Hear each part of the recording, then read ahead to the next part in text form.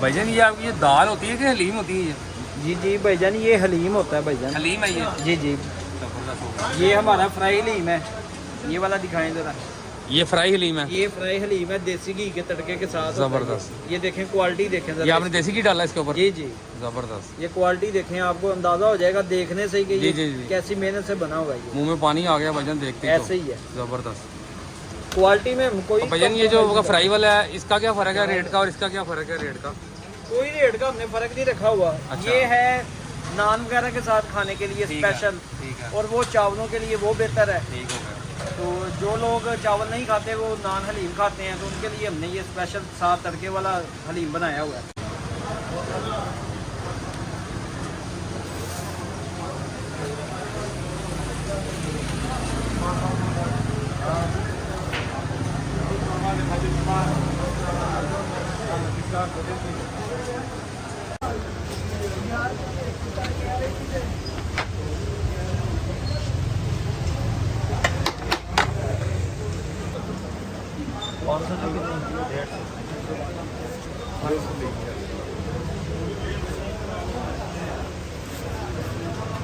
डेढ़ सौ वाला पैकेट नहीं।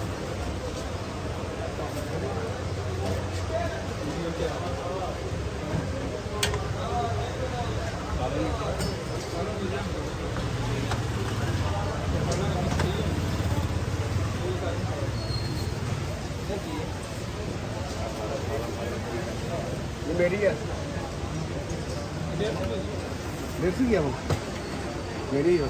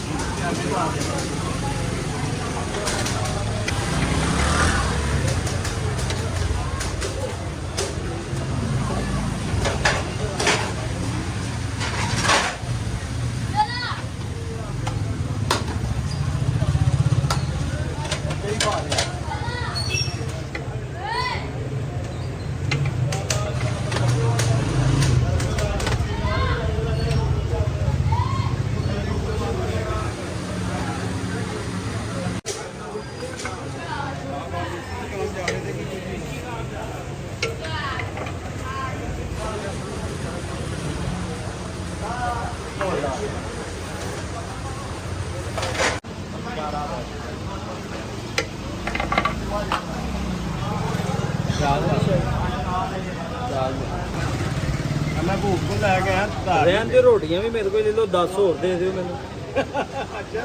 ਆਹੋ ਏਦਾਂ ਜੇ ਤੁਸੀਂ ਦਿਨ ਕੱਢਿਆ ਅੱਜ। नहीं मैं भूख को लिया पैसे, मैं क्या यार हजे शुरू किया जाएंगे देखना पैंदा सर। ਆਲੂ ਮੇਥੀ ਦੇ ਵਿੱਚ मैं उन्हें कह दिना।